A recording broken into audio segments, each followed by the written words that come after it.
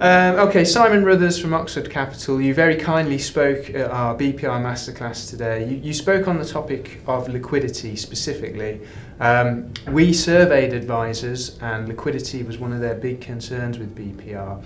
Are they justified to be concerned, or are they perhaps overly worried about something that perhaps isn't as big a problem as they think? I think liquidity needs to form part of the conversation that advisors have with their clients, and it's important to understand what the client means by liquidity, because it means different things to different clients. And it's often the case that liquidity is put at the top of the list within a particular solution.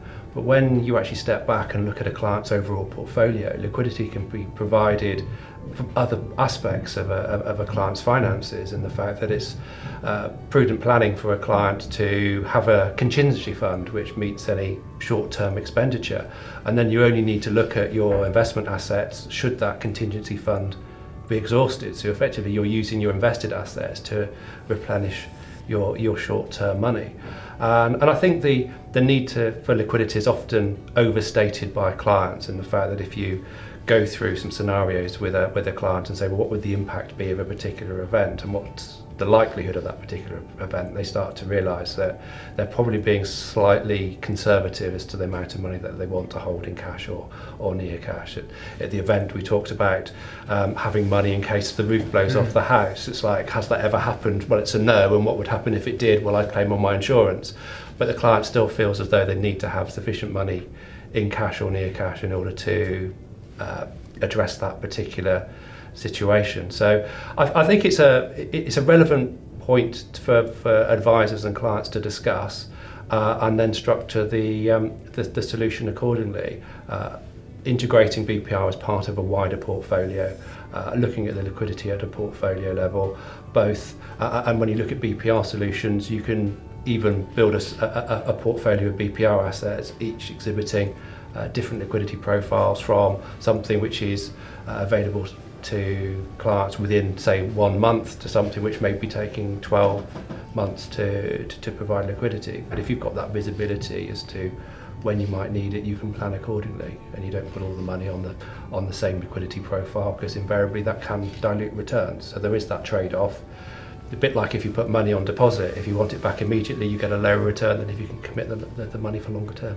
Sure, that's what I was going to ask you about actually. The extra liquidity must come at a cost. Mm-hmm. Where is that trade-off made, and what sort of depression in returns would you see if you went for more liquidity? I can only talk about sort of the Oxford Capital approach, where we have two distinct strategies within our BPR product.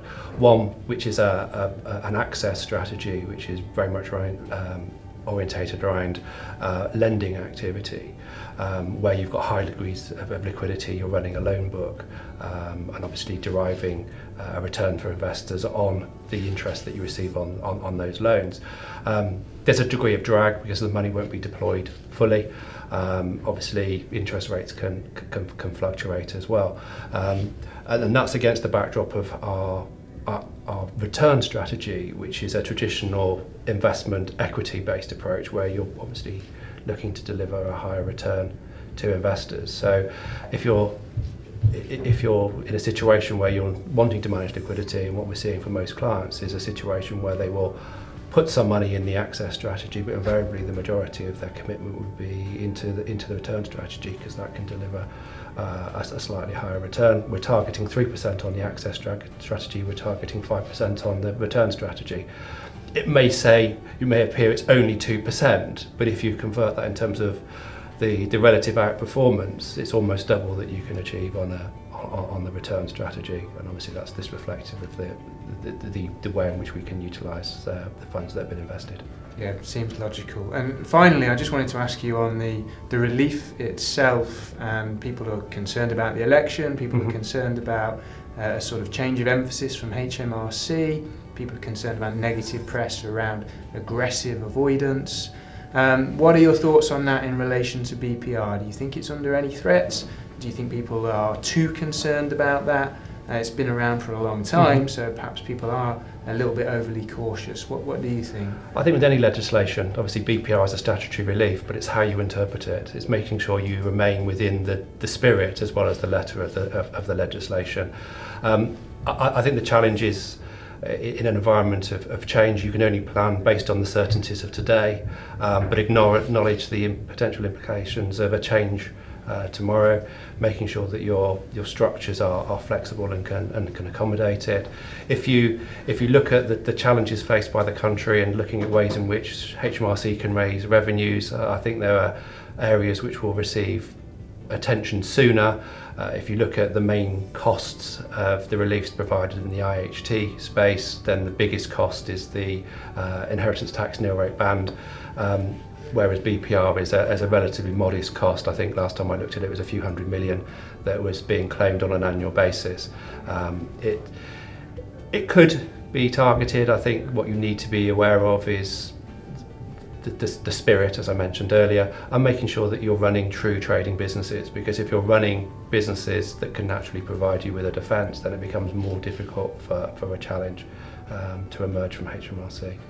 And finally, just on Oxford Capital, if you're an advisor who's looking at all of these different BPR products, what can they expect to see from Oxford Capital? Why should they be considering your products? I think if you look at Oxford Capital, our main focus is capital preservation with varying degrees of liquidity. I think the BPR marketplace for a number of years has been characterised by you select a solution and you get a default investment strategy. The one thing that Oxford Capital have strived to deliver to advisors and their clients is the ability to rebalance their portfolio as client circumstances change. And to be able to do that within one provider avoids the menu cost of going from provider to provider and incurring new fees on each and every occasion. We're alive to the fact that these are arrangements that clients can be holding for 10 or 15 years.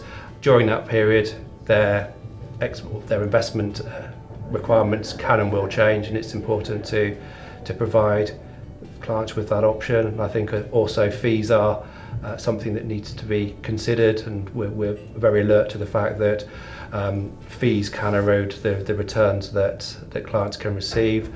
We're absolutely committed that if there's outperformance, that outperformance is delivered to investors rather than being absorbed in fees that we choose to apply. So we look to adopt sort of what we refer to as a decency cap in terms of the fees that we apply to clients, to make sure that they are compensated and rewarded for making an investment. A decency cap. Decency cap. I like that very much. Is the term, to make sure that obviously we are incentivised to manage a client's money appropriately, but not overly incentivised to be reckless. And obviously, if an outperformance is achieved, then the client should receive the lion's share of that. Absolutely. Simon, thank you very much for your contributions today, and I hope we'll see you at another event very soon. Thank you. Delighted. Thank you.